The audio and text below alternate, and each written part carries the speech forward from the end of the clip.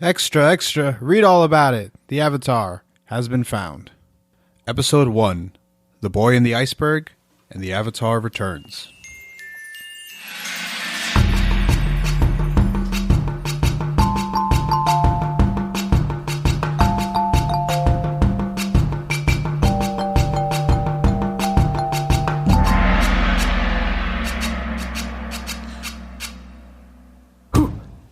Good morning, Water Nation. The weather for today is cold and icy down there. You might see some penguins sliding around because, we're in the South Pole. If you're just visiting, it's not uncommon for locals to be taking boats around because there's not much else to do.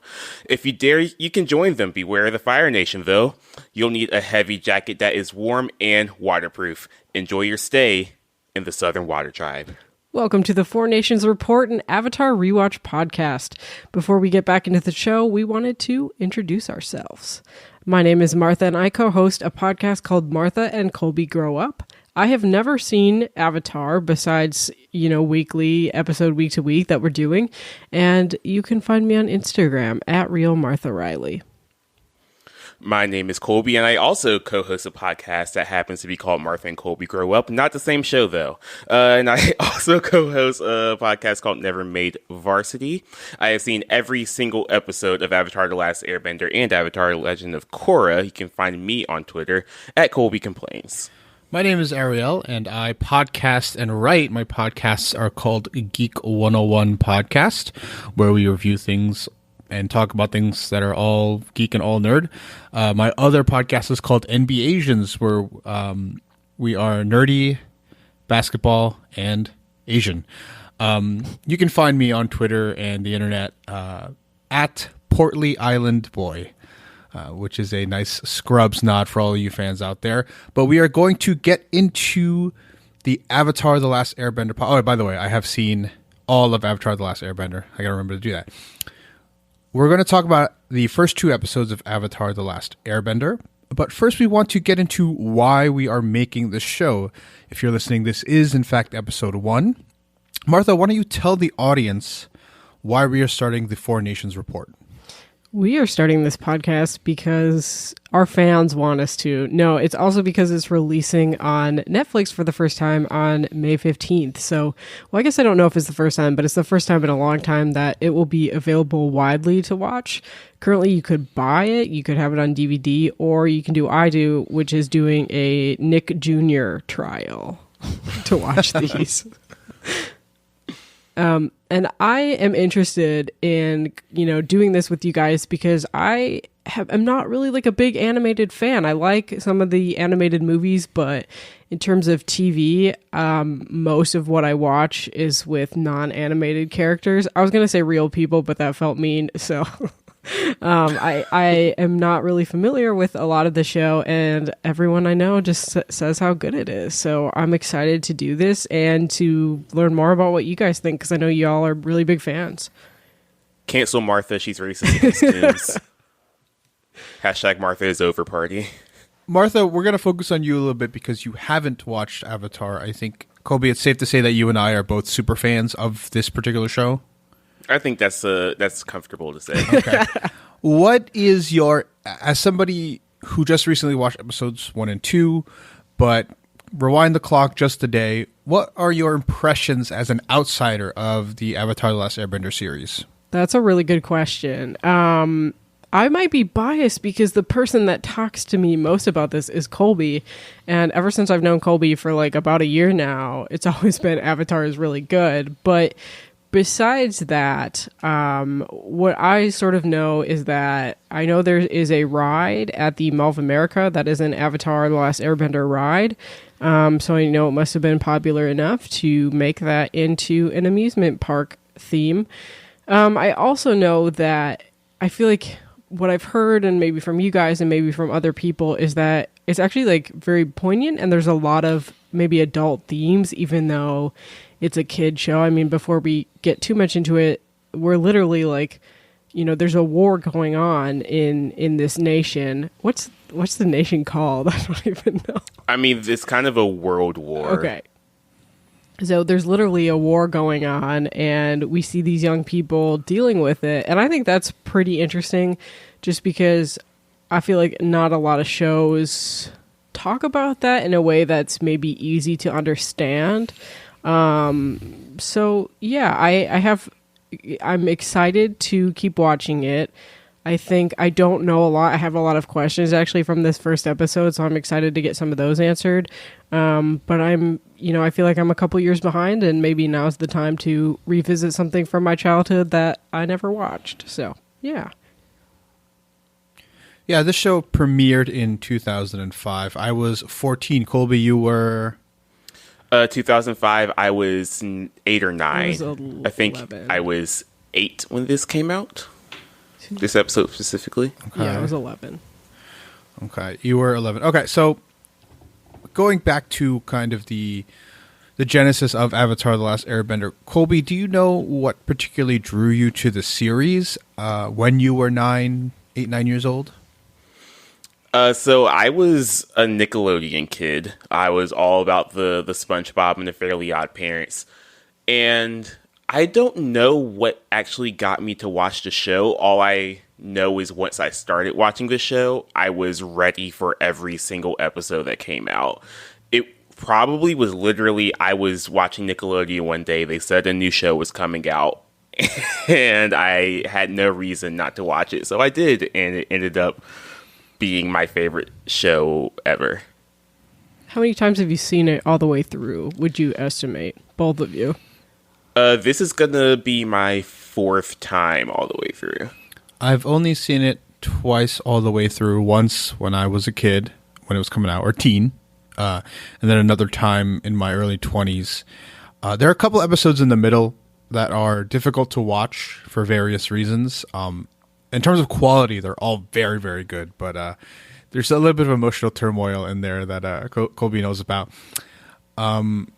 So the reason why I particularly love this, right, I was 14 or 15 when this came out, maybe a little older than I think that the main demographic would have been. But I just want to throw this out there, despite the fact that this was created and written by 2/3 white guys, this was as good as Asian representation got back in 2004. The most iconic Asian people on screen were Bruce Lee, who had died decades prior, Jackie Chan, who is an international icon but is often portrayed as the as a goofball, and he is, and he loves that. But this was like one of the very few early positive Asian representations on screen. And now the main character and the writers are all either voiced or created by white people. But I think you can definitely see, and you know from the behind the scenes, that there are a lot of Asian people behind the creation of this, and that the show, I think, is much like Game of Thrones, does not solely hinge upon the competence of the top 2 or 3 people in charge. Does that make sense?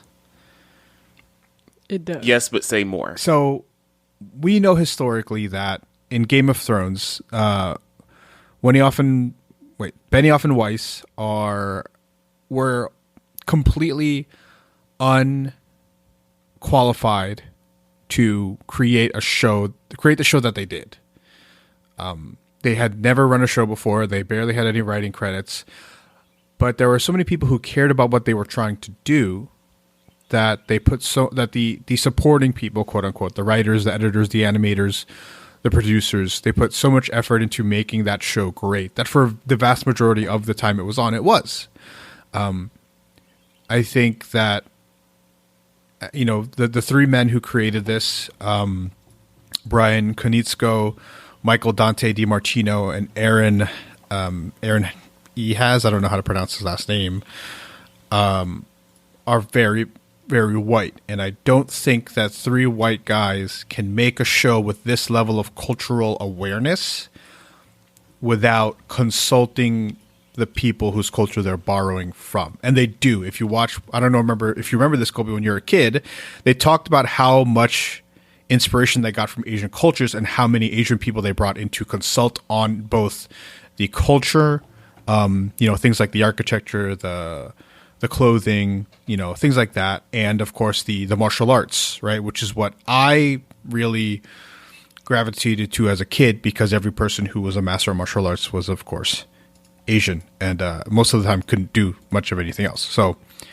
I think the proof is in like the background stuff, the extra scenes, the behind the scenes looks and stuff. But I do think that the show doesn't get this great off the strength of 2 or 3 guys. I think it's certainly greater than the sum of its parts. For sure. And when I was watching the special features the other day, the special feature in the first disc has them breaking down the styles of the different martial arts styles that went into all the different types of bending. And you cannot get that level of detail without caring about the cultures that you're borrowing from, even if you are an outsider. So we are going to be talking about appropriation and borrowing from cultures, and whether or not people can tell certain stories. Mm-hmm. But I do think that they cared about getting it right as much as they can get right. Yeah, for sure there. So, this is a ton of shows come out on Netflix all the time. What makes this particular show worth talking about? Martha, as quote unquote an outsider, a beginner, do you have any sense of why this is worth talking about in comparison to the billion other shows coming out on Netflix? You mean in comparison to Too Hot to Handle on Netflix? Love at first sight. Yeah.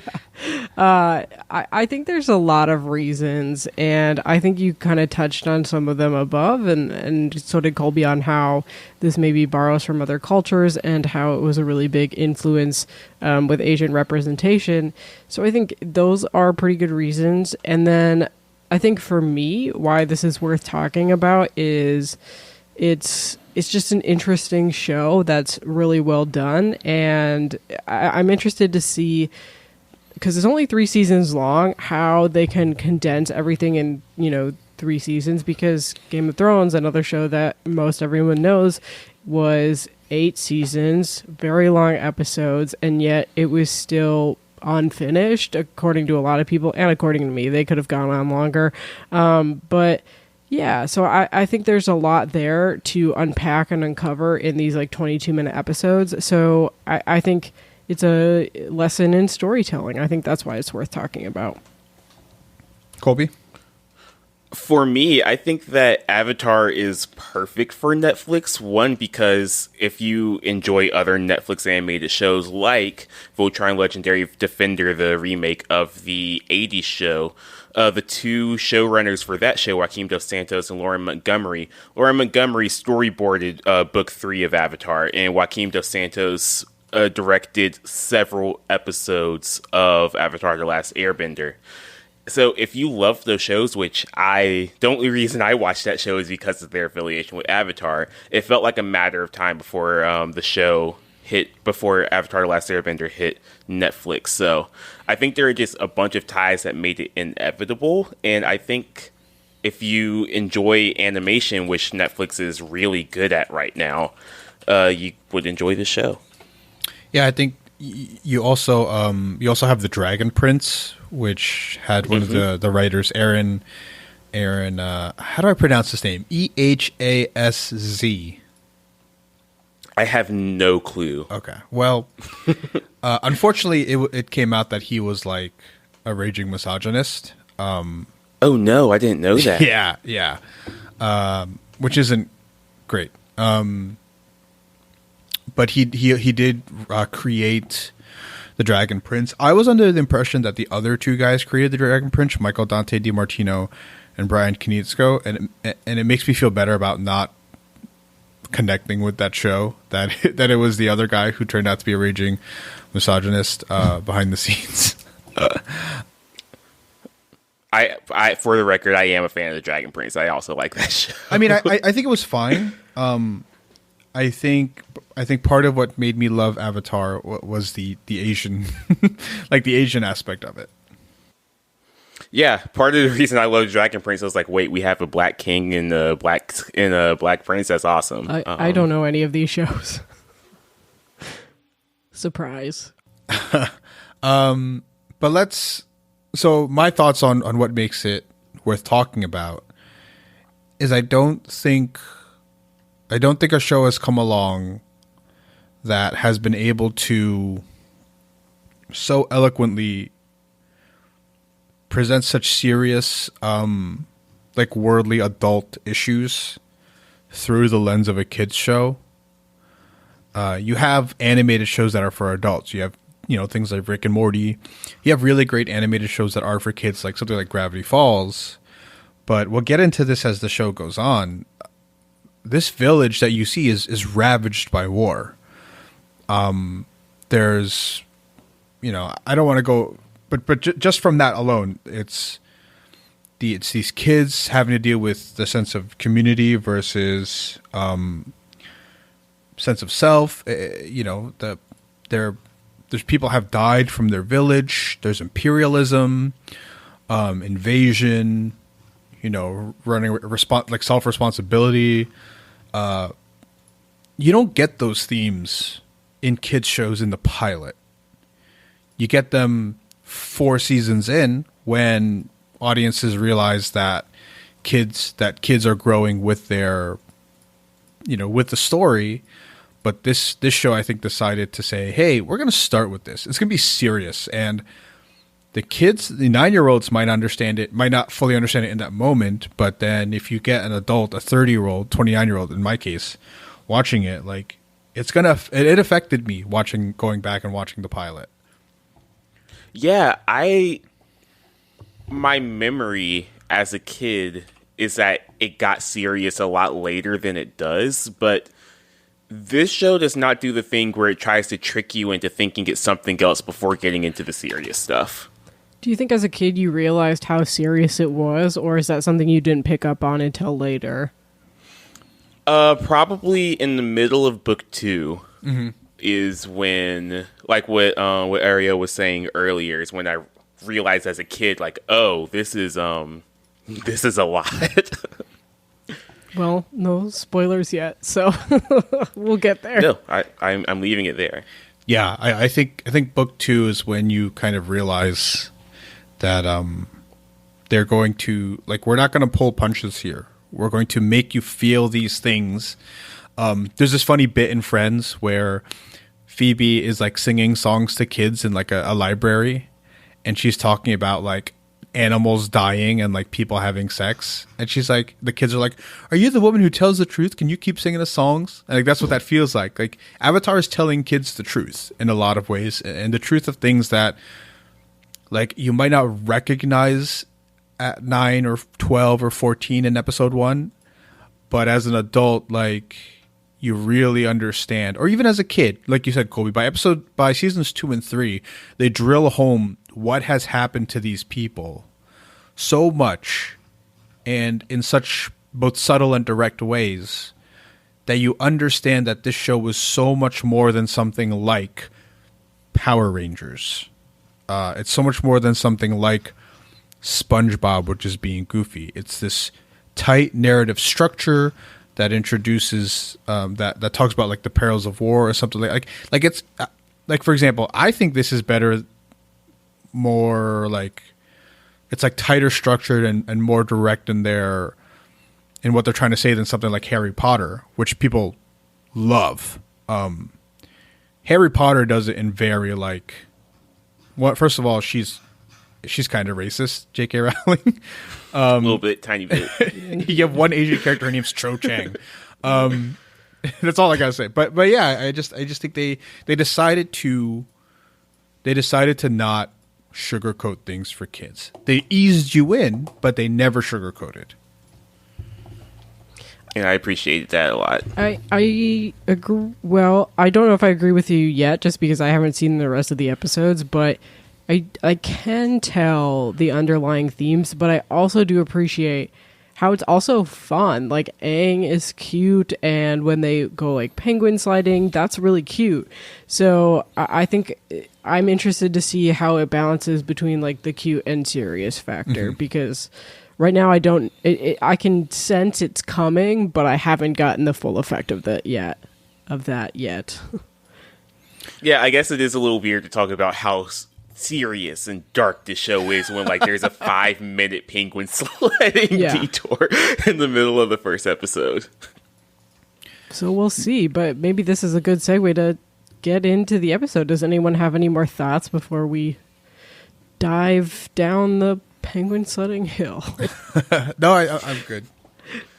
Awesome. So most podcast episodes that we're doing will coincide with singular episodes of the show. So even though literally it's not, we're doing the first 2 episodes right now.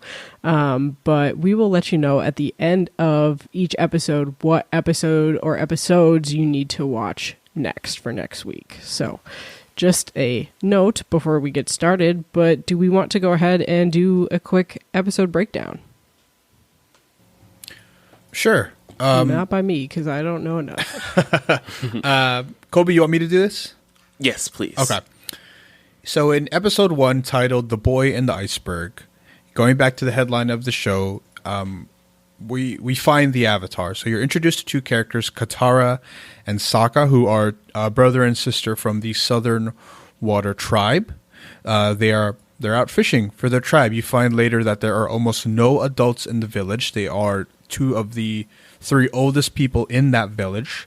You learn that Katara is what's called a waterbender, and waterbenders are able to manipulate and move water through motions.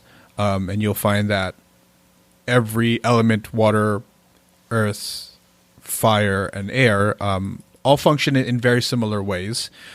They discover a gigantic block of ice, which holds a young boy named Aang, who's 12. If you've watched the first episode, you learn that Aang has been missing or has been stuck for 100 years. And that during that time, the Fire Nation has invaded the rest of the world and is now waging a war against the rest of the world. So it's the Fire Nation against the Air Nomads, the Water Tribes, and the Earth Kingdom.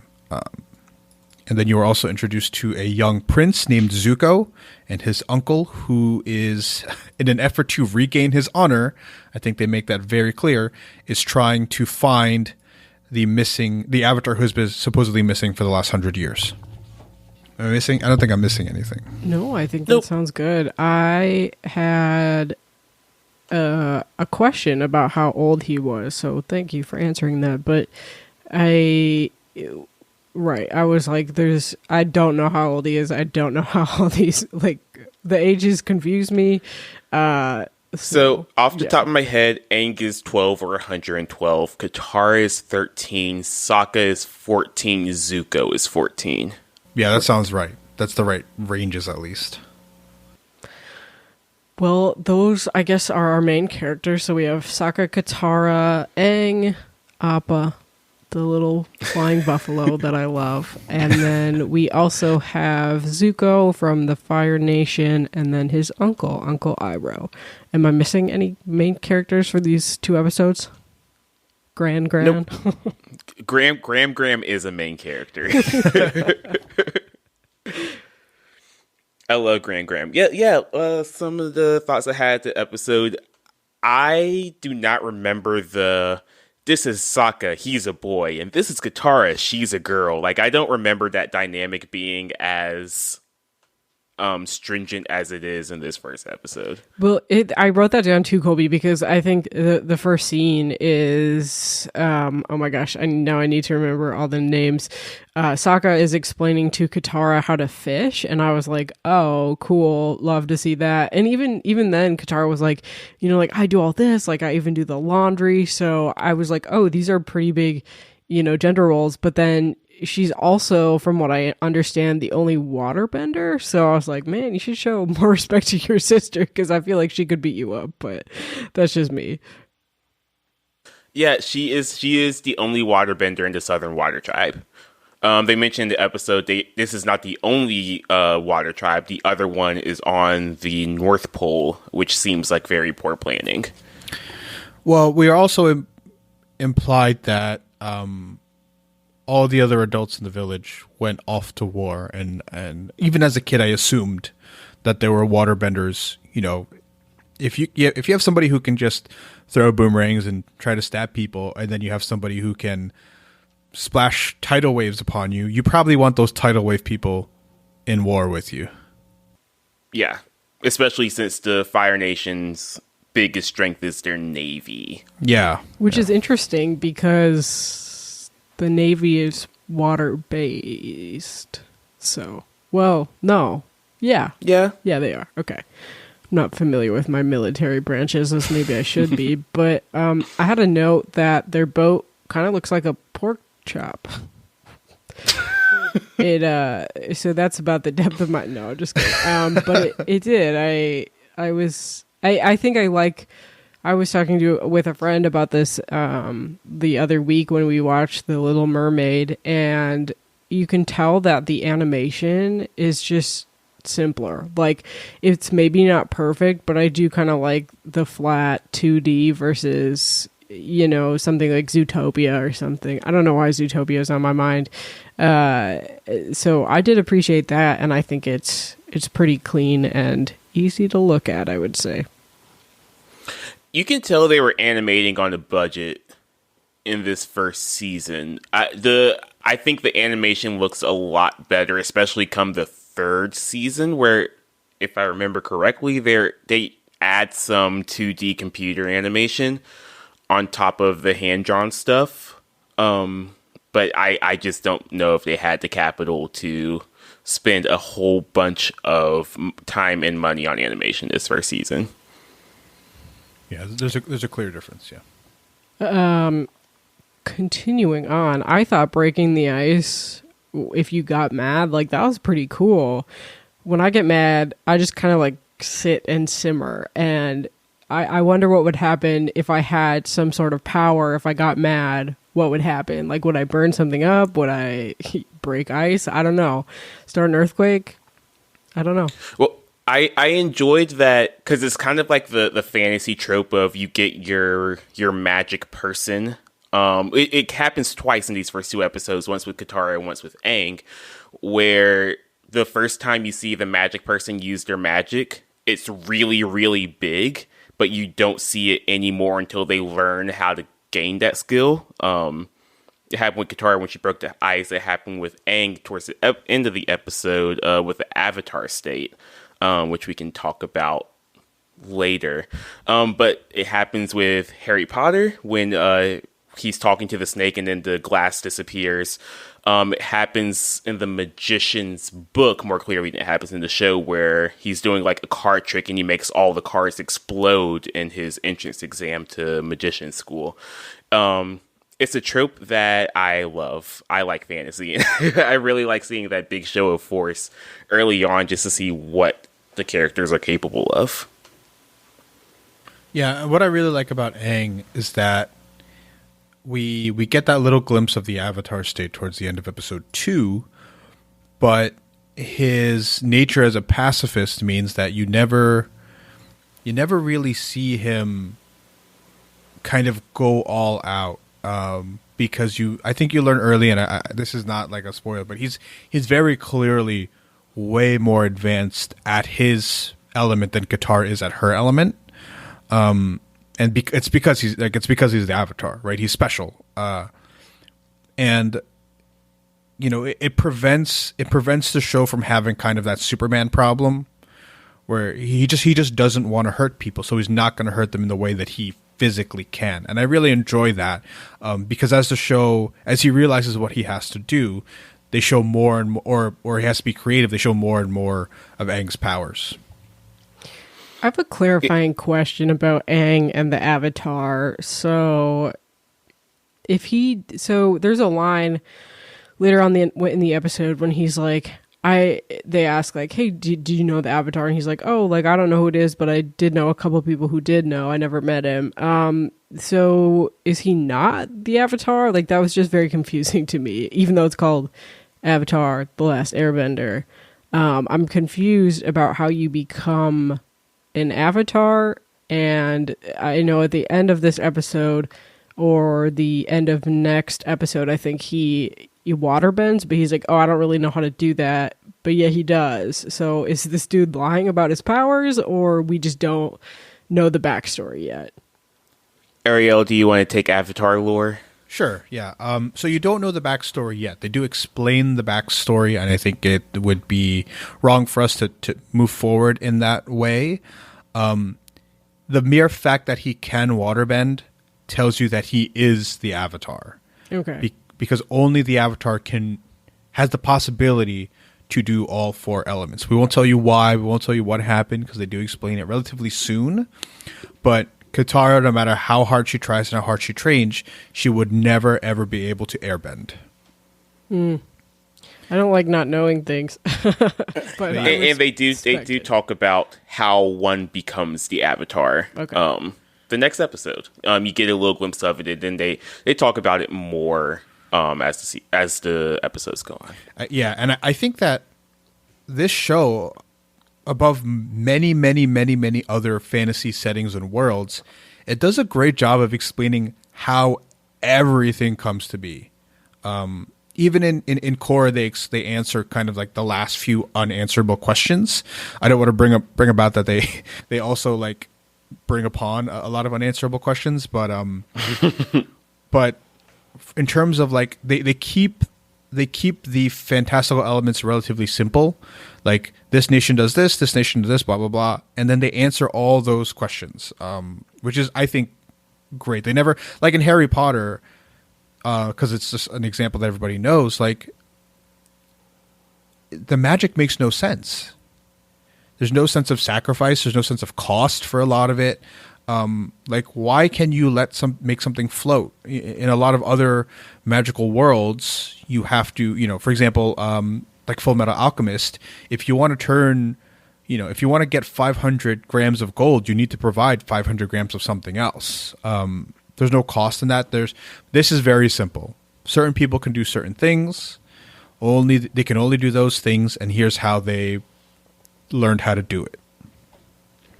Right. This is where like hard magic versus soft magic comes in. Avatar is pretty hard magic. Like Ariel was talking about with it costs something to do something, whereas something like Lord of the Rings, Wizard of Oz, Star Wars, like no one knows how the Force works. I mean, there are like different like novels that I'm not going to read that like goes in depth into like midichlorians, but as far as like the main lore, they really don't talk about how hard you need to push someone over with the Force. Right. And I do appreciate the stories that do tell you, like Full Metal Alchemist, which I'm still watching, which all my friends are telling me to watch, which I'm still watching, tells you how all of it works. And both do it pretty quickly. Well, we'll see, won't we? I'll come back next episode and know everything. But so Katara breaks this ice, and bam, there's a huge iceberg with a person in it. How would you react to this? I mean, we know it's Aang in the show, or I guess maybe if it's your first time, you wouldn't know that. But I mean, it's like, who else would it be? So, what would your reaction be if you found someone in an iceberg? Just quick detour here. I mean, someone with glowing eyes and glowing tattoos that I assume they've only heard about the tattoos and stories, since this is actually something I was thinking about when the episode comes up. Katara, when Aang is like getting dressed the next day or whatever, she sees the tattoos and she like gasps. And I wonder if she knows what an airbender looks like. Right. Because airbenders have those tattoos. Like, I wonder if there are just stories about this group of humans who, whenever they learn how to bend, they get their tattoos. Like, I wonder if she knew all of that when she saw Aang, So, yeah, for me, I get frustrated when, like for example, if I'm reading a DC comic, an early Superman comic, and they're just like, magic exists, and I'm like, dude, like there's a guy in blue tights flying around shooting lasers from his face, like this is perfectly within the realm of possibility. And I think their reaction works, right, because they're respectively 13 and 15. If that's Uncle Iroh seeing that, like he doesn't bat an eye, right? He knows what's happening. Mm-hmm. I think the action works because they're kids. I agree, and also like they would not see anything like this in the past 100 years. Yeah. So like I even by like the adult women in the village being like, what is happening? Just because there, as they mentioned, there hasn't been an Avatar the past 100 years. So I totally, that's a good way to sell the wonder of the show, and it's still making sense. Yeah. So you're saying I need to get Avatar tattoos when this is all over? Got it. Yes. I'll add it to my collection. I have a friend who is bald, and a bald man as a friend. And then every Halloween he dresses up as Aang. He paints the arrows on nice. on his head and hands. It's really funny. So after the iceberg, or I guess before, I don't remember exactly, but we get our first glimpse of the Fire Nation. So Prince Zuko and his uncle. Dude is a little hot-headed. I'm feeling a kid should not have that many anger issues, but again, I don't know his backstory really, so maybe he does have something to be mad about. I don't know. Mad about? Did I say bad about? I don't know. Yeah, he's missing his honor, Martha. Can't relate. Never lost mine. Zuko is one of the characters that many people really latch on to as the series goes on. That's all I'll say about that. All right. Zuko, voiced by Dante Bosco, Filipino-American, and who many people would know as Rufio from Hook. Also as Jake Long in American Dragon, Jake Long, which is my other attachment point to Dante Bosco. But the name sounds familiar, but I don't know who that is, so... like here's the thing, Colby, like Jake Long was like the other like Asian American like thing. Like this is 1,000 times better than Jake Long. Yes. You know, like it's crazy. So much better than Jake Long. Yeah. I also wrote about how, you know, this was for network television and there are some bad commercial breaks. Like it's pretty obvious, like fade to black and then like come up again. And I just thought, I wrote that down. I thought that was funny. But the first time that Katara sees Aang, I ask, is this like an imprinting situation like Twilight? Because it felt a little, I was like, y'all are too young to be falling in love, but what do I know? I'm single, so.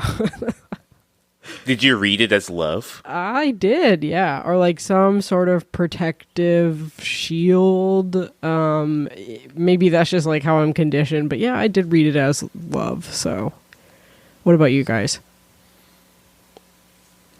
I just read it. He's 12. He has a crush on her. That's all I read it as. Yeah, comes out of an iceberg, looks up, sees a cute girl. I mean, that's about all it takes for a 12-year-old kid. Yeah, 100 years, you're probably deprived of human contact, really. He doesn't know that. Yeah, that's true. Yeah, because he says he thought he was only in it for a couple of days, so that's interesting. How time passed. I actually wrote down, I feel like it reminds me of Aragorn in Lord of the Rings, which I just watched yesterday. But you discover that Aragorn is like 87, even though he looks darn good. So, yeah, I don't know. Good genes. If we slip into the second episode, which has less going on because most of it is action, one thing that really stood out to me is when Zuko finds out that the Avatar isn't an old man, it's a kid. picking up Graham Graham, thinking Graham Graham is the Avatar is hilarious. Two, when he says, "You're just a child," and Aang says, "You're just a teenager," I laughed out loud, but also that's really sad. That it's like this is a straight up, like, this is a war, and he's trying to win back his honor, whatever that means. But it's like this 14-year-old fighting a 12-year-old. I don't know. That really hit me this time around. So, Yeah, go ahead. I just think it does a great job with showing you that, like, Zuko has been bred to do this. He's like he might be 15, but like he can beat anyone on his ship, minus probably his uncle. Aang is special. He's the Avatar, even though he's 12. Right, we know that he's more or less mastered his element. I think they do a great job in showing you the difference between those two characters and Sokka, who gets treated like he's a child, and how the show has to, like, bring those characters up at a certain point, because war has actually made Zuko into a man, and Sokka is still a boy playing at being a man. I think that the difference between those two is very, very, very apparent, and I think very intentional. That was another question I had. Like, Zuko's motivations, is he just really floating, the seven seas to try to find the Avatar? Like, that's it? He wants to restore honor and glory, or does he have other motivations that we just don't know about yet? He is full tilt trying to get the Avatar. You'll figure out why later in the series, but yeah, he wants that Avatar. Is there? I'm just trying to move it along a little bit. We've kind of been talking a while, but if you guys have anything else to say, let me know. But I wanted to ask: is there? We talked about this, I think, before we started recording. But is there significance to the elements? Like, Zuko is hot-headed because he is fire, or he is fire because he is hot-headed? Or is there something that, again, that I maybe don't know about the elements that we learn later? Your personality has nothing to do with your element. I think you'll find that Katara, even in episode 1, is a little hot-headed. And you'll find that Aang is very go with the flow. And from a personality standpoint, you would think Aang would be water and Katara would be fire. But I think they do a good job as the series goes on to show you that that your personality has no bearing on your element, and corruption and evil can be found everywhere as the 3 seasons go on. I also think the series does a good job of showing different sides of elements, where you see Zuko is hot-headed, but Uncle Iroh is literally, which I think they just call him, I don't know if they say Iroh in this episode, but he's Uncle Iroh. I think they just called him Uncle. He is just warm. He's just kind of a warm presence on that ship.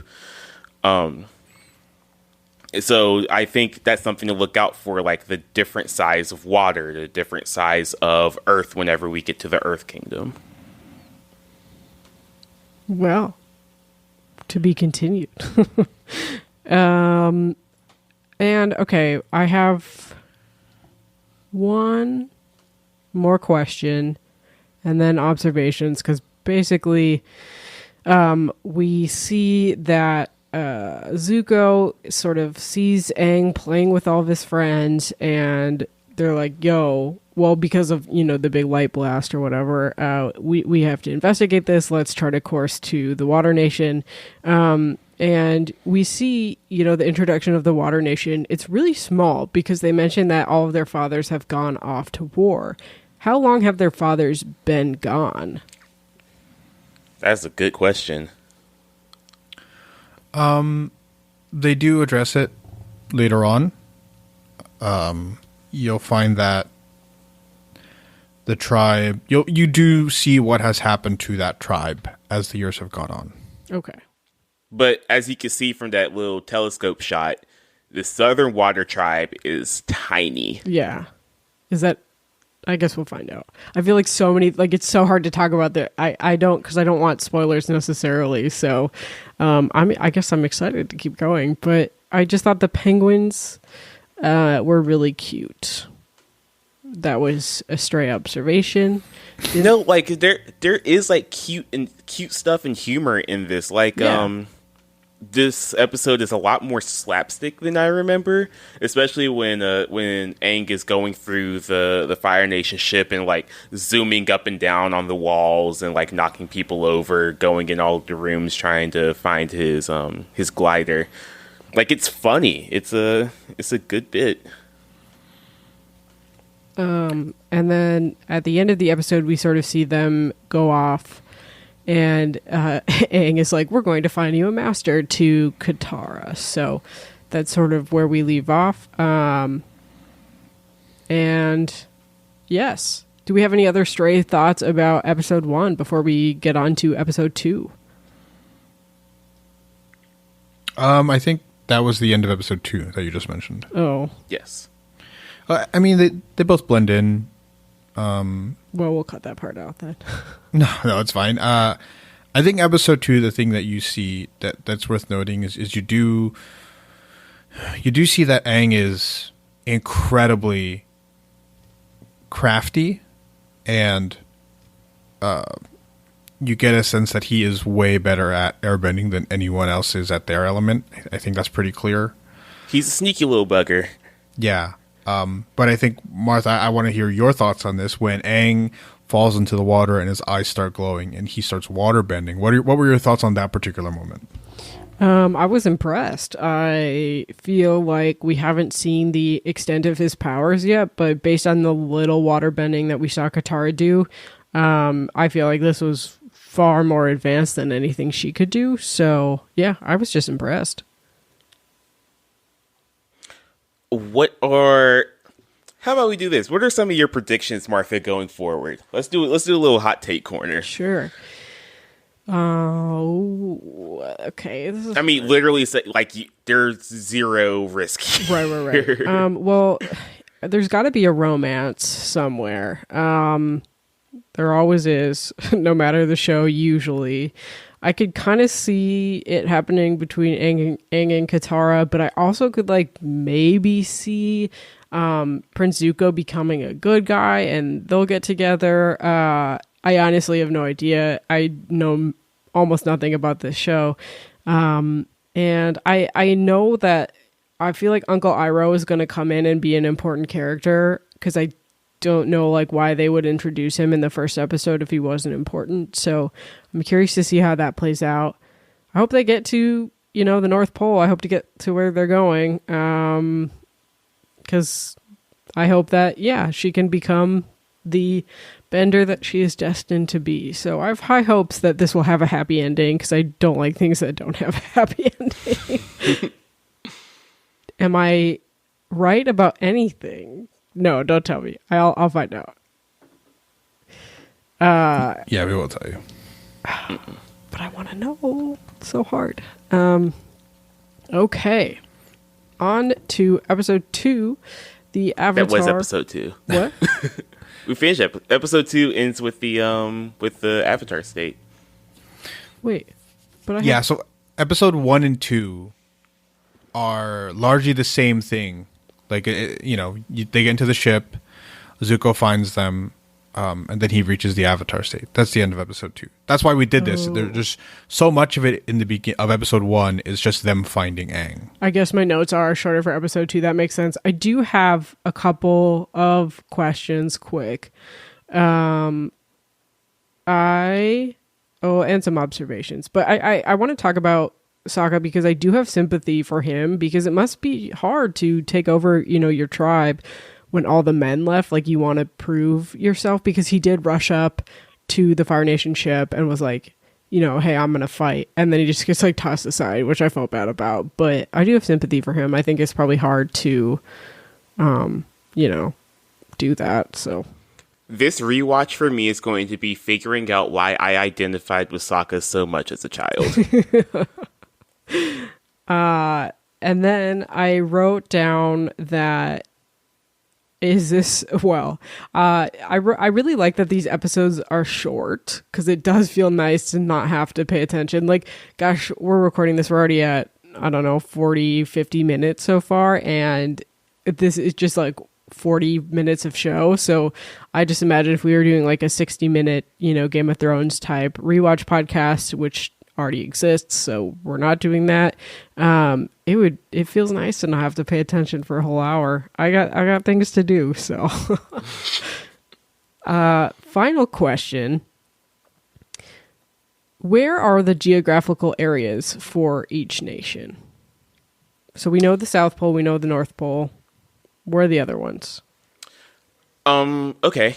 So I don't think this is very spoilery. I don't think geography is spoilery. So North Pole, South Pole, we had the Northern Water Tribe. You have the Southern Water Tribe. We have the Fire Nation, which is a group of islands. And off of the group of islands, or is there an ocean? I think there's a sea or an ocean between the group of islands and the Earth Kingdom. The Earth Kingdom is just a gigantic continent. There are a couple islands that are owned by the Earth Kingdom, but the majority of it is just one large landmass between the North and South Pole, because that's how globes work. So like Pangea. Pangea-esque, yeah. So I think that the easy thing you need to I'm looking at a map here. The Earth, like Colby said, the Earth Kingdom's pretty self-explanatory. But they're described as the Fire Nation, the Earth Kingdom, the Water Tribes, and the Air Nomads. And that like pretty much tells you how to expect what to expect from each of those kingdoms. Does that make sense? Like, it does. The wording was, I think that the wording was very specific. And I think you see that displayed in their geography.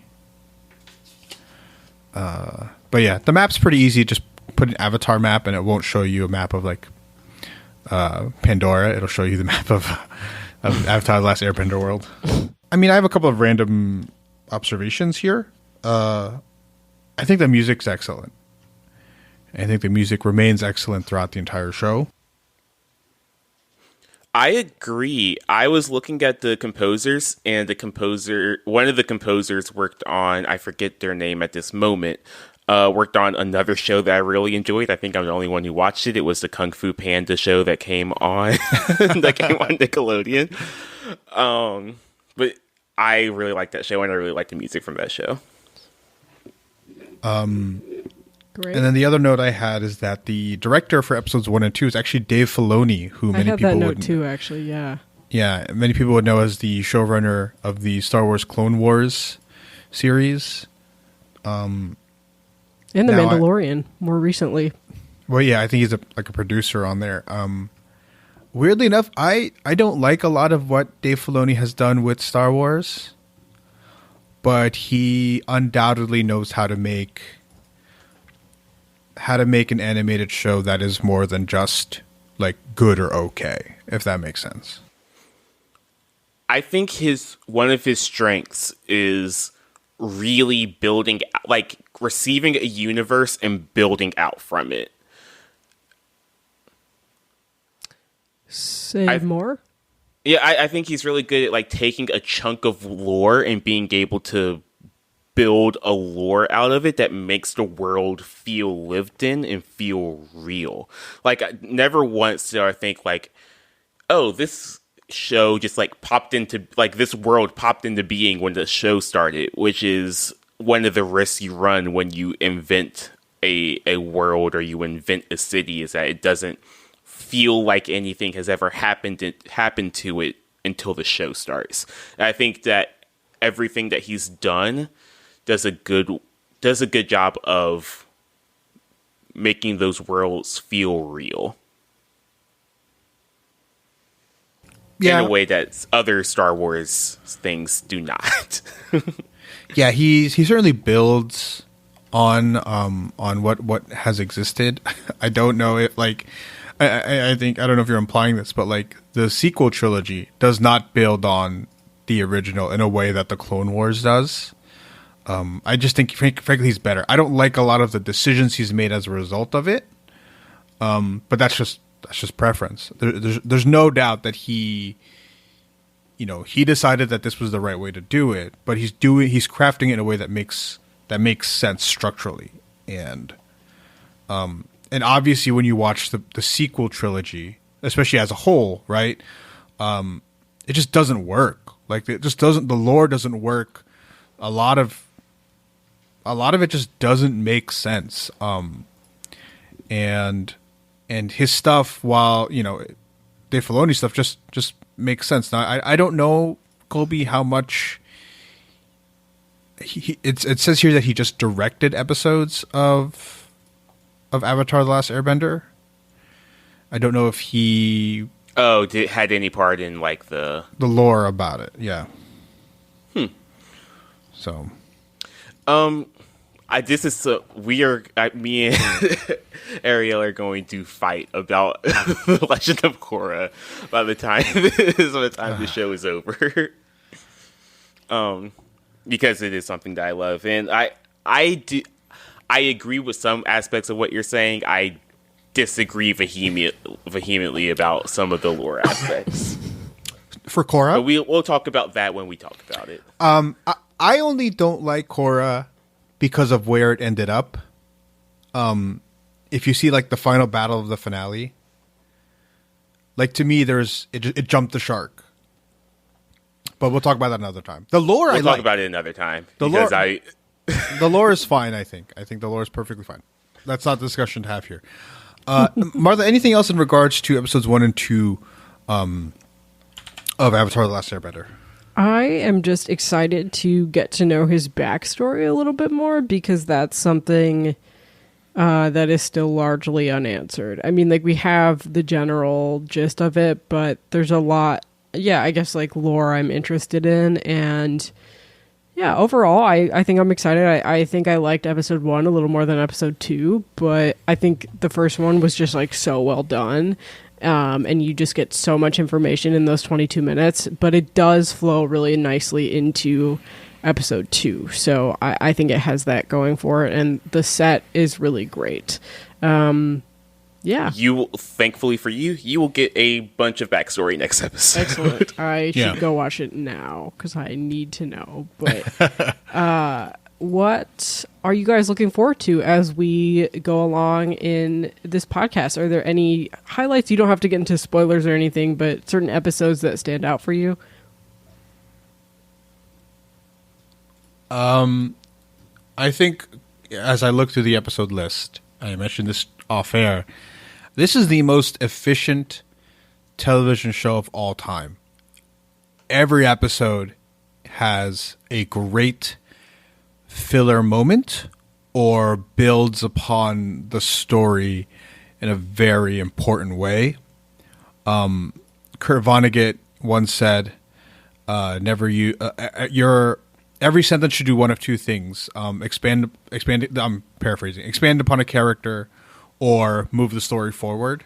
And this show does that immensely. I just got finished watching through 5 seasons of Supernatural, and there's so much of that show that is just nonsense or has no value to the overall story. And that's what I love about the show. But Avatar is just, it's 3 seasons, it's 3 books. They at no point felt the need to drag or draw anything out to make money. They just said, we're going to tell the story the way it needs to be told. And the fillers are going to be tight, and the stories with plot are going to move it along. And like you said, it's 23 minutes. And so they don't have time to have nonsense. And it feels so... You feel so satisfied by the end of it. I think you would agree, Colby, by the end of book 3. For sure. I think looking at book 1, by the way, if you've never watched Avatar, the seasons are called books, which is why we keep saying book 1, 2, and 3. When I look back at book 1, some of the storylines for some of these episodes feel like episode arcs that they accomplish in 22 minutes, which is unreal to me. So I'm excited to, after, living a little, seeing, like, reading.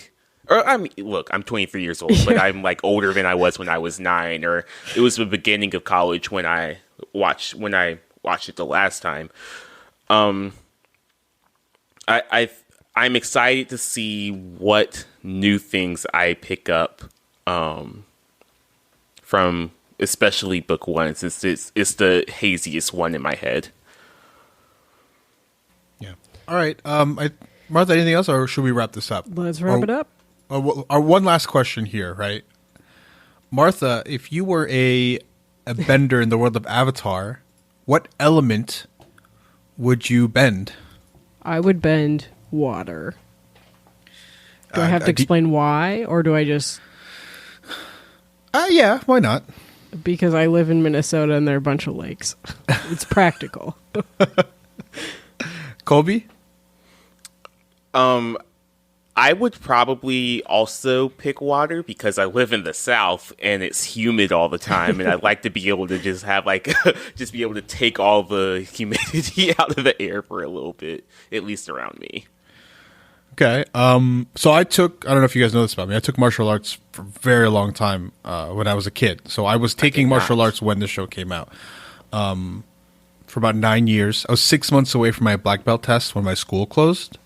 So I'm not officially a black belt, but I am functionally. My sparring style, which translates to kind of like how I play sports, it's earthbender all the way. Firm stances, take hits, dish them back. But yeah, I'm definitely an earthbender through and through. Thank you for listening to this episode of the Four Nations Report. For our next episode, we are talking about episode 3, The Southern Air Temple. You can find us online at www.fournationsreport.com and on Twitter at 4 Nations Report. See you then. Or shit. We can end there. We're so bad at ending podcasts.